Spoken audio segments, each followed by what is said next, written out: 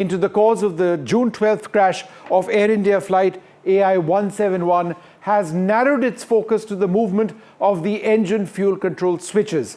The article, which attributes its information to multiple people with knowledge of the investigation, comes in a week when India's Aircraft Accident Investigation Board is expected to make public the preliminary report of its AI-171 investigation. What new details does the report throw up, and what have we learned? That's coming up on this program. And we've got a great guest with us, Patrick Smith, airline pilot and the host of AskThePilot.com. But next on the program, as every day passes and with every new unpredictable and escalatory exchange between Donald Trump and Elon Musk, we look at the trajectory of the relationship and how its outcome may actually impact countless people in Musk's companies and indeed around the world. But first, our top story. A report in the well-regarded aviation journal, The Air Current, says the ongoing investigation into the cause of the Air India AI-171 has narrowed its focus to the movement of the engine fuel control switches. Well, let's bring you details of what may actually have caused this horrific crash. Well, for starters, let's take a look at the cockpit. This is the cockpit of the Boeing 787 Dreamliner that you see over here. And what we'll now zoom into is this area. This is the throttle quadrant, as it were, the throttles of the aircraft. Now, as we explain this, the throttles become quite important. And what you see over here is the next important point, the fuel switches, the fuel cutoff switches. Again, that's what this report is going to largely focus on. So keep these in mind as we discuss what the well-regarded aviation journal, The Air Current, has had to say in a fresh report. In its report, Air Current says that the ongoing investigation into the cause of the June 12th crash of AI-171 has narrowed its focus to the movement of the engine fuel control switches. So these are the engine fuel control switches. They lie just behind the throttle levers of the aircraft. And we are going to be talking a great deal about this, as I mentioned. So according to this well-regarded journal, the investigation is going to be focusing, or is focusing, on the fuel control levers themselves. Now, why is that important? Well, there are a few theories we need to examine around these fuel switches. And let us assert that there is no one clear answer that we have at all. Firstly, if one of the engines of the Dreamliner had malfunctioned, as may well have been the case, did one of the switches of the fuel switch of the operational engine, did a pilot switch off the fuel switch of the operational engine instead of the one that was actually functioning? So again, now this is looking at the possibility of a single engine failure. And in the event of a single engine failure, which sometimes, in fact, quite frequently results in the fuel control lever being cut off, whereby pushing this down, lifting it and pushing it down, was there a possibility, and is it at all realistic, for a scenario where with one working engine, one of the pilots, instead of switching this off or this off, switched the operational engine off? In other words, in a two-engine aircraft, was there a situation where there was no fuel flow at all? Now, that's the last thing you want in a situation like this. If you were wondering why would pilots switch off fuel flow, well, that's what I sort of answered just now. But in the event of a dual engine failure, pilots toggle fuel control switches on and off in an attempt to restart the switches. So Dreamliner pilots essentially are doubtful of what I explained, of a scenario where both the fuel control switches were switched off, one because there was no fuel flow, and accidentally the operational engine's fuel flow was also cut off. So pilots are doubtful of that scenario on the Dreamliner itself.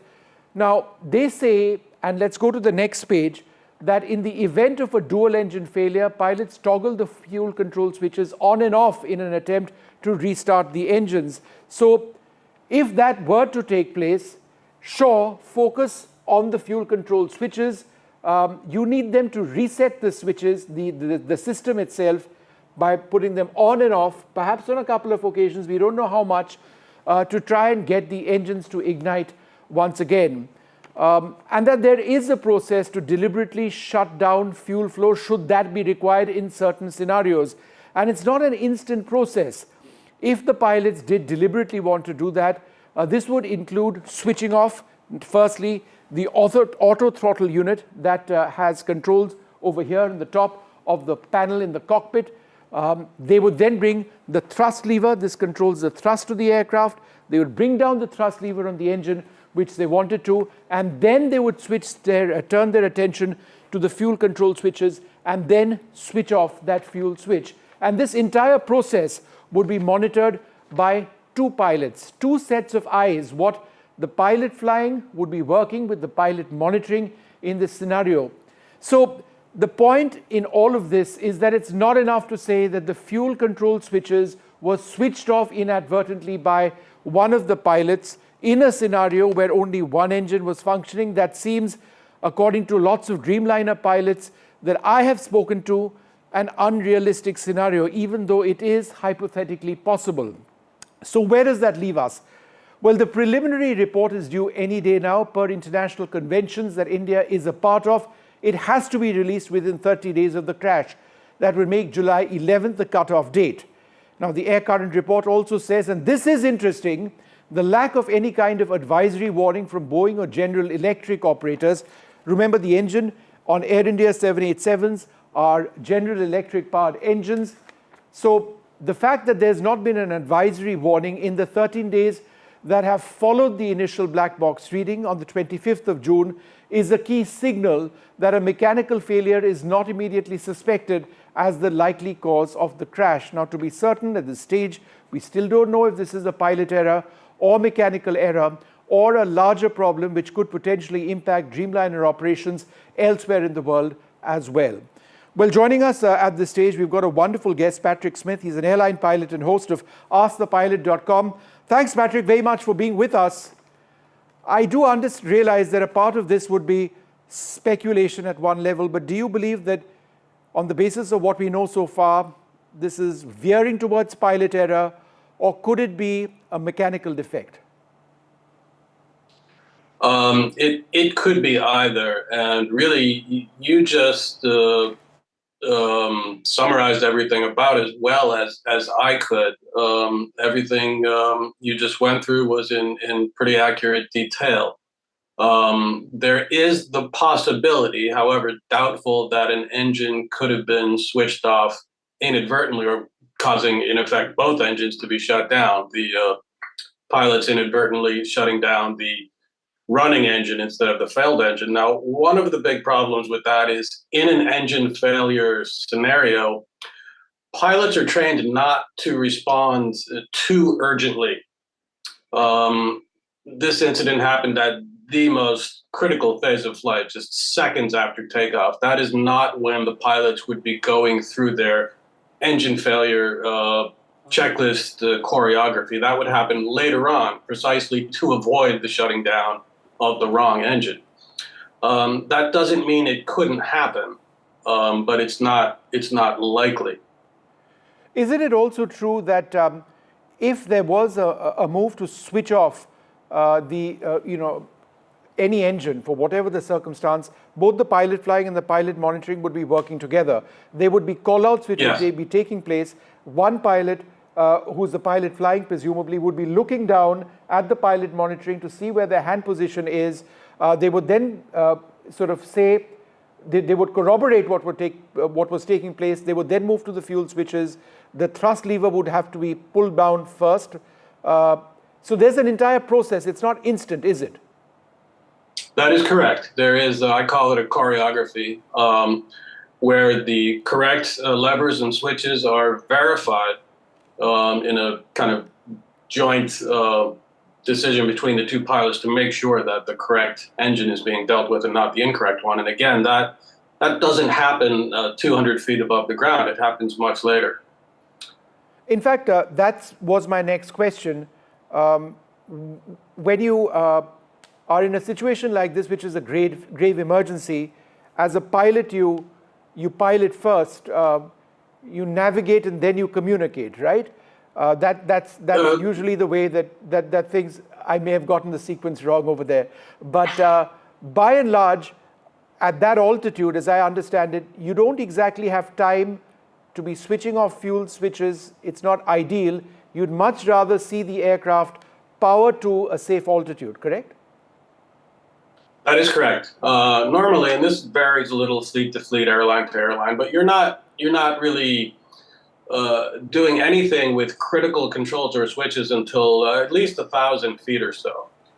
Now, having said that, if both engines had failed for some other reason immediately after liftoff, the idea of the pilots then reacting very quickly to try to restart those engines, this is now an outside the envelope, outside the box scenario where kind of anything goes to get those engines started again. And as you outlined, the procedure for doing that includes switching the fuel control switches off and then back on. So the position of those switches here doesn't necessarily indicate an error. It could have been something done in the heat of battle, so to speak, to try to save themselves with power lost in both engines just a couple of 100 feet in the air. That's, an absolute dire emergency at that point. And the sequences and checklists and all that are a bit out the window there. It is also true that you need to recycle the system, right? By doing that, by switching the fuel switch on and off, right? It recycles the system, as I understand it, and hopefully you get a That's rewrite the of gist the of engine. it. Is that right? That's the gist of it, sure. Okay. So therefore, here we are in a situation where hypothetically it is possible for the fuel switches to have been switched off, at least one, assuming the other one wasn't working in any case, the engine. Then we are in a scenario where we've got a dual engine flame out. What could cause that other than this pilot hypothesis, which Dreamliner pilots I've spoken to don't buy? I don't necessarily buy it either, but it as I said before, it's doubtful, but it is possible that a pilot panicked, reached over and shut down the wrong engine, the engine that was running rather the engine that had failed. I don't think that happened, but it could have. So what are the other possibilities? If that didn't happen, what else can cause a dual engine flame out? Well, that's the big question. Assuming the engine wasn't, or the engines weren't shut down inadvertently by the pilots, what caused the power loss? Was it something electronic? We don't know, and that's the huge question here. As was alluded to a minute ago, there haven't been any fleet alerts or bulletins or anything put out that would hint that that's under strong suspicion right now, but we're still really early in this investigation, and that is an important point as well. We live in an era where everybody wants fast and easy answers, and plane crash investigations take a long time. Could there be a scenario where there is an electrical failure which results in the fuel switches switching off or fuel flow to the engines being shut down? Is that, again, in the realm of hypothetical, is that possible? Is that there? The switches themselves cannot move automatically. They have to be manually placed into the cutoff position or the run position. Now, whether something deep in the electronic architecture of the 787 caused the power loss, apart from that, we don't know. That's a big and potentially scary question. In your mind, is this something that could end up impacting not just Air India? It will impact Air India one way or the other, but also Dreamliner operators around the world? It could. We'll see where this goes. It won't be long, I feel, until we know whether the power loss happened because of pilot input or some electronic input or other malfunction, and then we can go from there. It's too early right now, I think, and unfair to jump ahead and assume it was one of those things or the other. It still could be either. Yeah.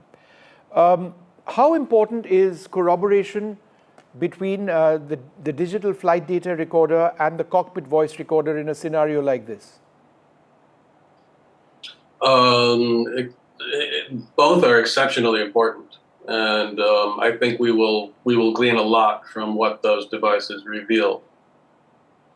It's just a matter of time. I don't see this as one of those rare, unsolvable aircraft accidents. I think we'll get to the bottom of it relatively soon.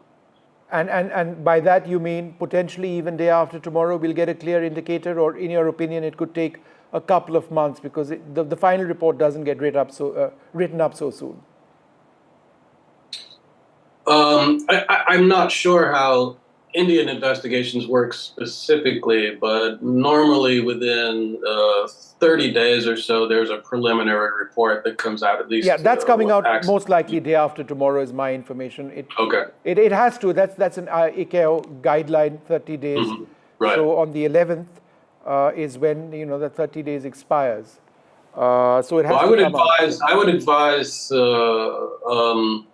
trying not to assume too much and maybe relax with the conjecture and wait for that report and go from there, because I think it will contain some very important information. Yeah. Look, it's been wonderful speaking to you. I take your point about, let's not get ahead of ourselves. But let's hope that this preliminary report does have enough information to give us some sort of an idea of what went wrong, because there is that possibility that we may not actually get that information. But let's hope we do. Thank you, Patrick. Great speaking to you. Thank you very much. Any final thoughts? Only that really this comes down to two scenarios. Either the engines were shut down by the crew or by the airplane. And it's really going to be one of those two things. And I think we'll find out soon which direction the investigation will trend. This brings to mind one final question. There was an ANA Boeing 787 which had its thrust rolled back after landing, right? Quite a few years back, and that was not expected. But that aircraft was on the ground, therefore the sensors would have known it was on the ground and would have cut off fuel supply or rolled back thrust in a different situation. That's true, though in some ways you could say that hints at some possibilities of like I said before, something in the architecture of the digital electronic engine controls malfunctioning and for whatever reason causing the engines to lose power on takeoff. I'm not saying that did happen, but it could. All right, Patrick, great speaking to you. Thank you very much once again for being with us. Thank you. Well, we've been talking about aviation. Let's turn our attention a little bit to military aviation, because it's a sad day for India. And an Indian Air Force fighter aircraft is down, a twin-seat Jaguar trainer. 2 pilots are dead. For whatever the reason is, either they ejected and couldn't, and were injured so badly that they lost their lives, or perhaps they were unable to eject, unsure of that. But there have been 3 Jaguar crashes in less than 5 months. It's an old aircraft by design. Not just by age. They were built in India as well till some time back. But the Jaguar is an older aircraft by design. It continues to fly. The larger question remains: should India be putting up with this rate of air crashes when they do take place? There are more advanced designs, but surely more aircraft need to be procured. Shiv Arur has been tracking this with me and has this report. A very tragic crash of an Indian Air Force Jaguar fighter bomber in which 2 pilots have lost their lives.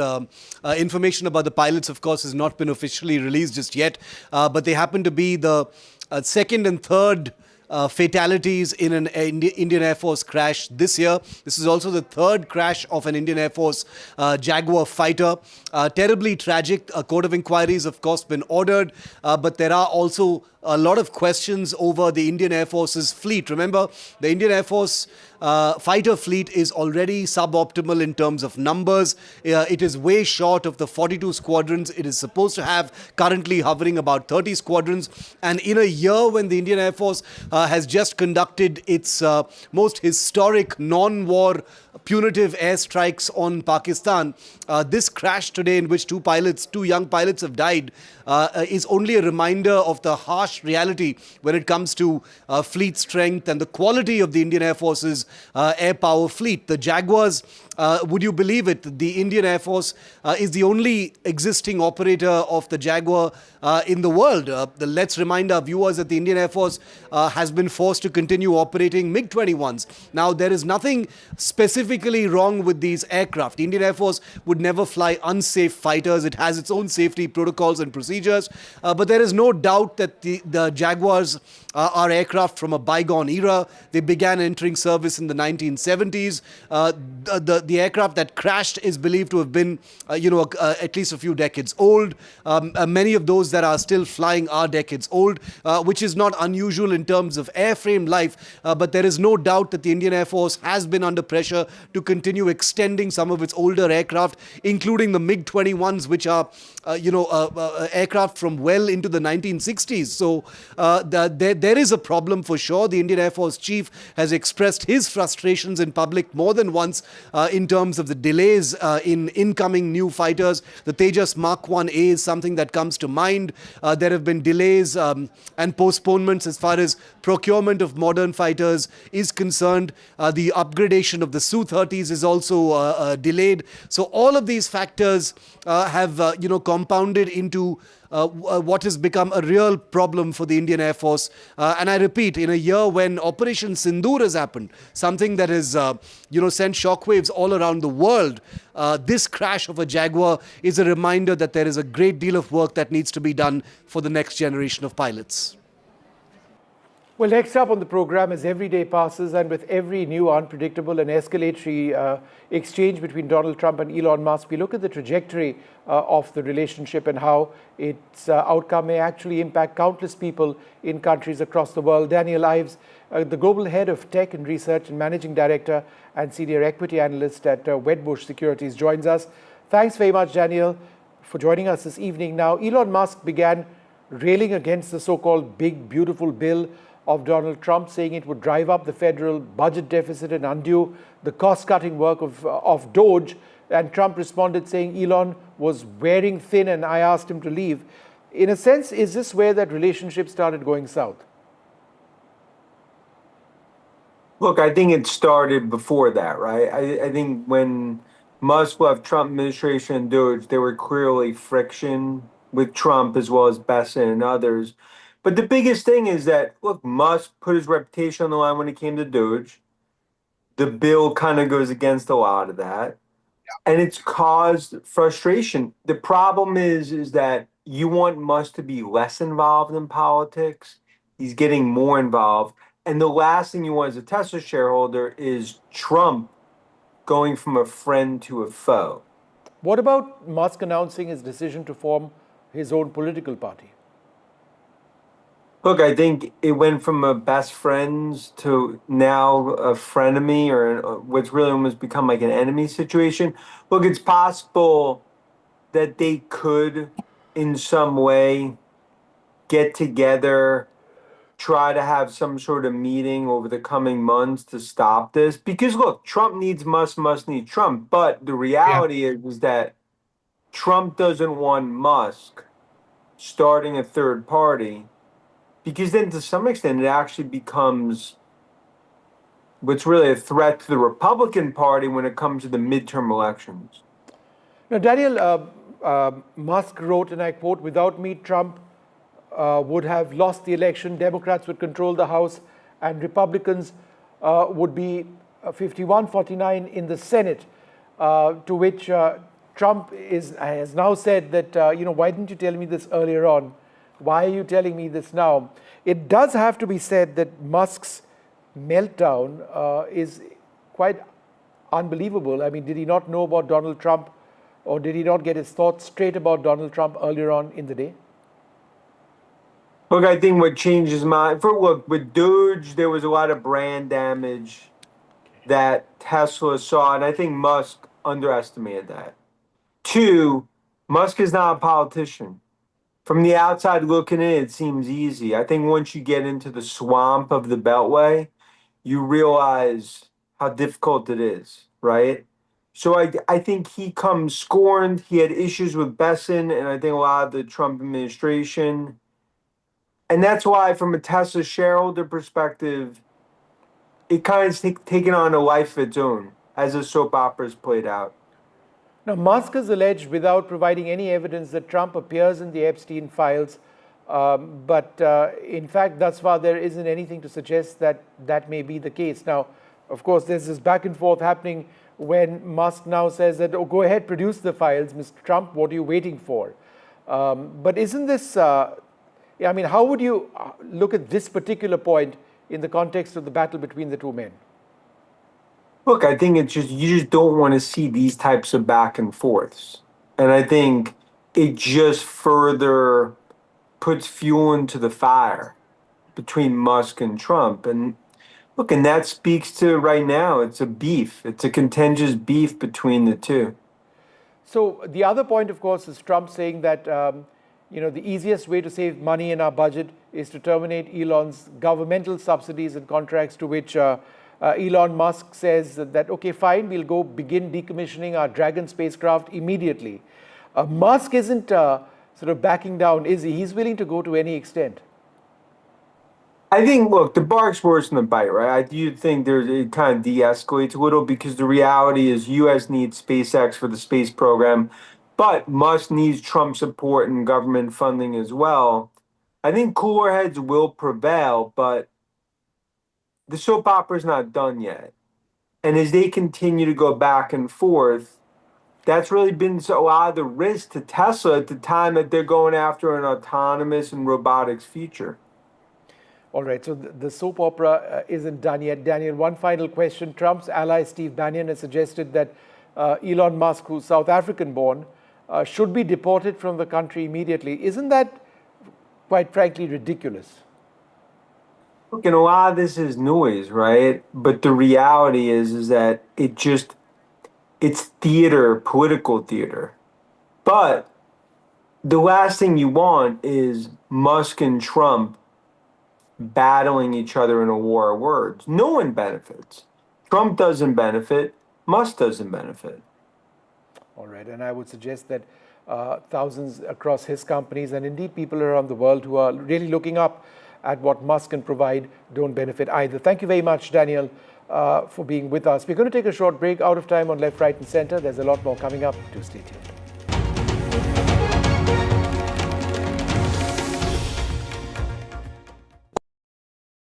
I've been reporting on all issues big and small from Andhra Pradesh, Telangana, rest of South India, bringing you all the action, all that you need to know, all that you want to know. The energy of Maximum City is infectious. I'm bringing that energy in our news coverage from financial capital Mumbai. Covering from the southernmost part of India over the last 23 years, I bring in-depth and 360-degree coverage from the Dravidian heartland. The land of Mishti, also known for its bitter politics. I have seen much water flow under the Howrah Bridge, covering Bengal in all its vivid colors. India's IT capital is always bustling, a city full of startups, stories and surprises. And I keep you ahead on all the Bengaluru buzz.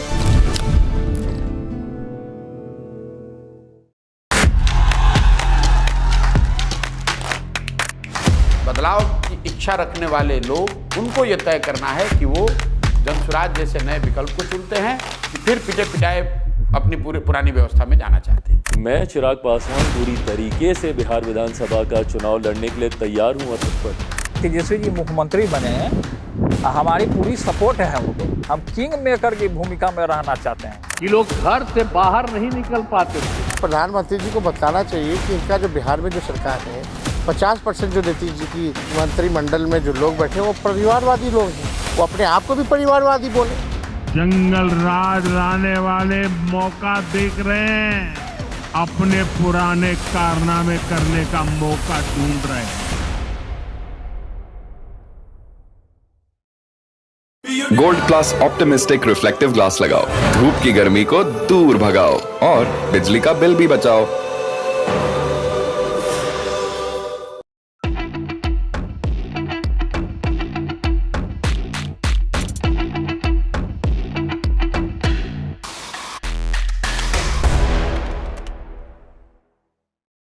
But I'd like to start this off by asking you, Vishnu, what you think about the whole question of India not having stealth fighters right now. It's a huge Everyone's problem. trying to sell them to us as well. It's a huge problem, Shiv. Let's face it, in as much as we love the Rafale aircraft and the Indian Air Force is completely vouching for it, perhaps they'd like more than 100 more. The Indian Navy has just gotten into an order for 26 Rafale M aircraft. There is a generation gap between the Rafale and the stealth. There is a good reason why a stealth platform is called a 5th generation aircraft and a Rafale is a 4th or 4.5 generation aircraft, and that is low observability. So in as much as the Rafale has brilliant sensors, both in terms of its radar, its defensive suite, its electronic warfare suite, its towed array decoy system, it is not typically a low observability platform in quite the same manner in which a stealth aircraft is. Its design form is different. And therefore, if Pakistan does have low observable aircraft, which would be the J-35, in fact, the first ones might even start entering service or coming into the PAF ahead of entering service at some time this year, that India is in trouble. So Why? this year? Wow. Yeah. Okay. The first could actually start coming in this year. They're really pushing for it.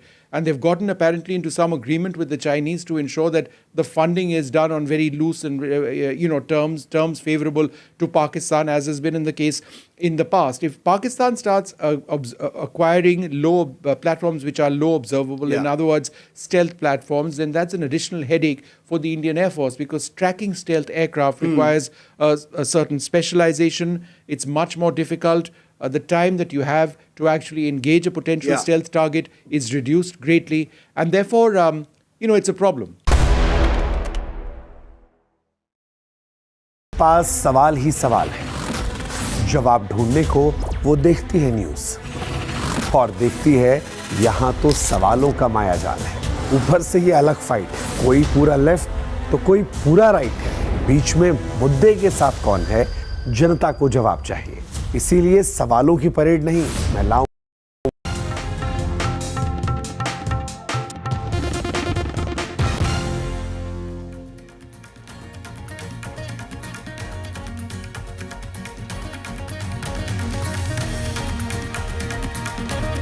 The Food and Drug Administration has suspended the license of Ajanta Caterers, which operates the Akashvani MLA canteen, following an incident where Shiv Sena MLA Sanjay Gaikwad assaulted a canteen employee over food quality issues. NDTV's non-stop coverage of the brutal behavior unleashed by a Shinde Sena MLA pushes the Maharashtra Chief Minister and Deputy Chief Minister to act. Both condemn the behavior, say it does not send the right message. 13 people were unfortunately killed and several vehicles fell into the Mahisagar River after a section of the Gambhira Maujpur bridge collapsed in Gujarat's Vadodara today. 2 Indian Air Force pilots die after a Jaguar fighter jet crashes in Rajasthan. This is the 3rd Jaguar crash in 3 months.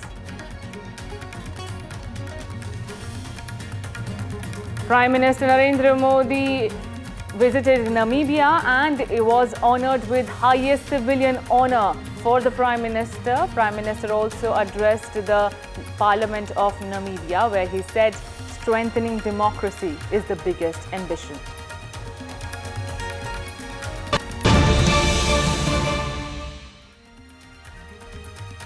And breaking news coming in at this hour, the non-stop coverage that we were doing on the canteen and dal drama that happened in Maharashtra today. Now a major impact has made when the Food and Drug Administration has suspended the license of Ajanta Caterers.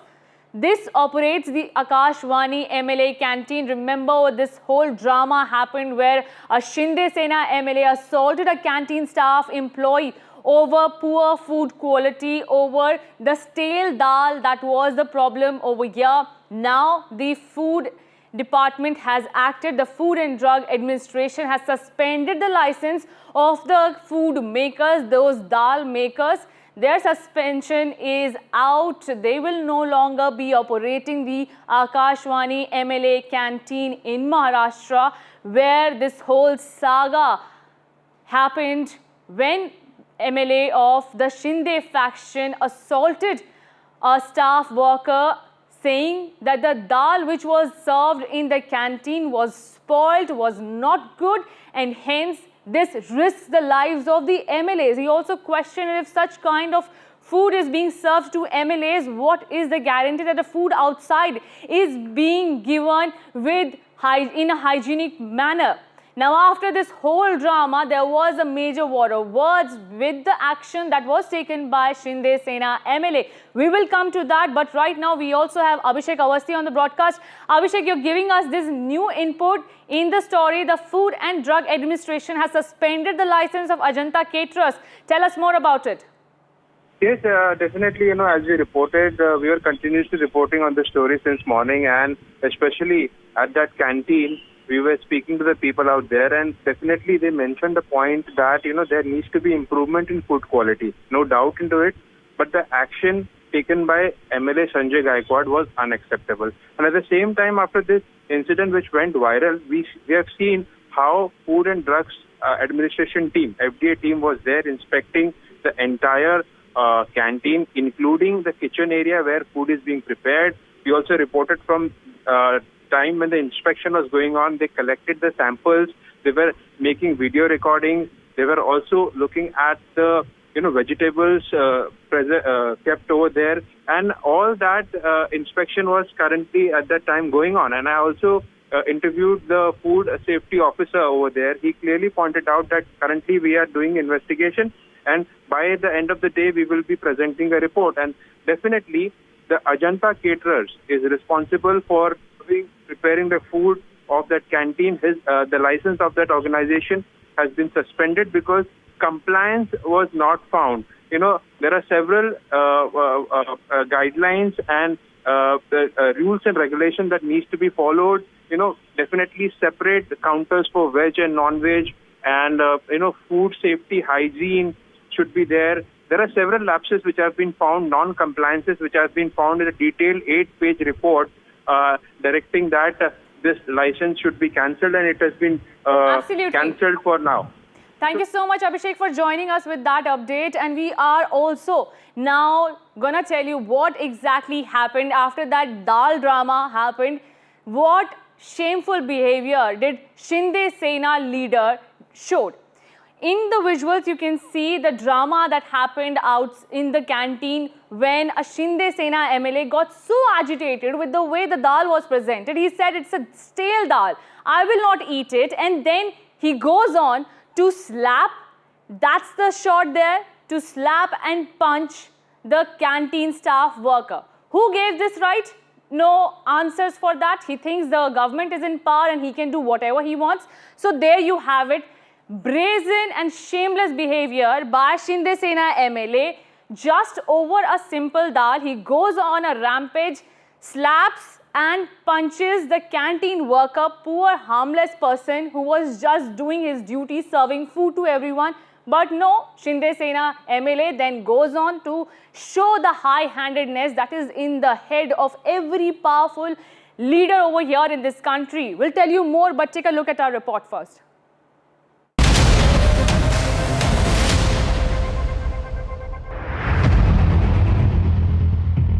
Another VIP thug caught doing what they do and think can get away.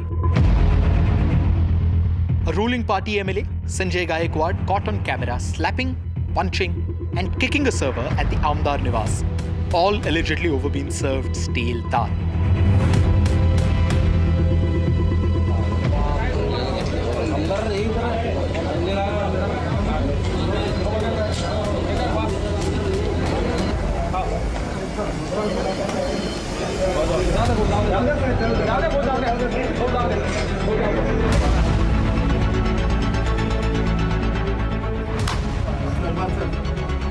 This is not an isolated incident, but another in the long list of shameful behavior by political leaders of all colors and hue. There was the MNS worker beating shopkeeper in Thane, UBT MP slapping a shopkeeper, MNS leader's son drunk and naked abusing a woman, and the MNS workers breaking a toll plaza. Now, this MLA in arrogance of power beating a worker at canteen. And just like other VIP thugs, he brags and remains remorseless. मैं विधायक भी हूँ और मैं योद्धा भी हूँ। जब सब भाषा में समझाने के बाद में कोई समझता नहीं है, तो बाला साहब ठाकरे जी ने हमको भाषा सिखाई भी है, जिसका इस्तेमाल मैंने किया है। मुझे कोई मलाल नहीं है, मुझे कोई ये विषय में ऐसा महसूस नहीं होता है कि मैंने कोई गलत किया है। Leaders from the opposition have strongly condemned this incident, urging the government to act against its own MLA.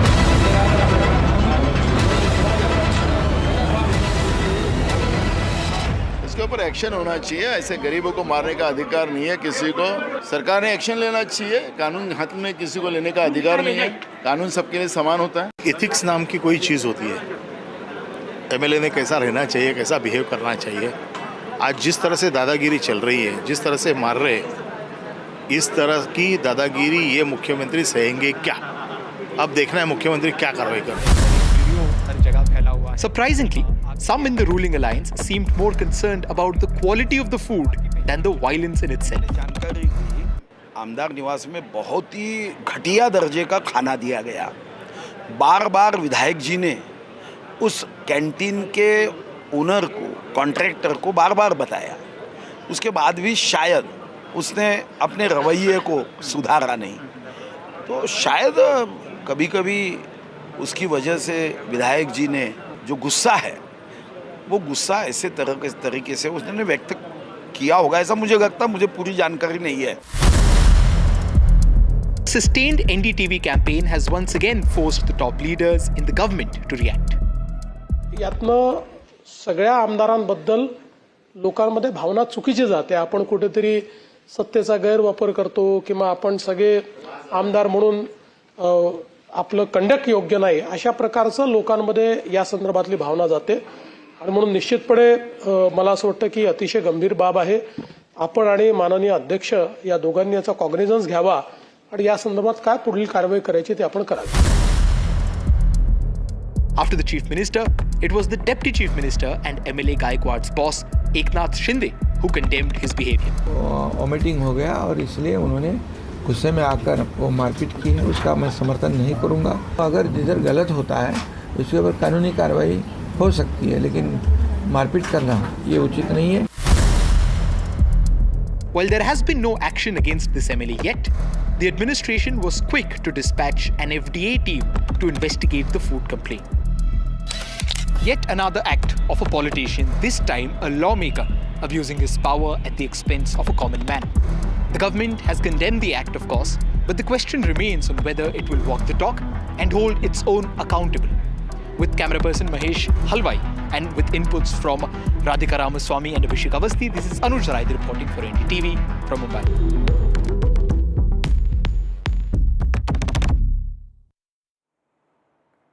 And now, viewers, let's recap a little bit. Why are we outraging? Why? Well, it is because NDTV stands against these VIP goons, these thugs who think that they can go on, assault somebody and walk away with it. Now, sample this. These images tell you a lot more than I will ever tell you. Just look at these faces and the brazen defiance towards law and order. They don't fear anything. They just know that this is something I didn't like. I'll go on and slap anybody, I'll trash anybody, and there will be no consequence.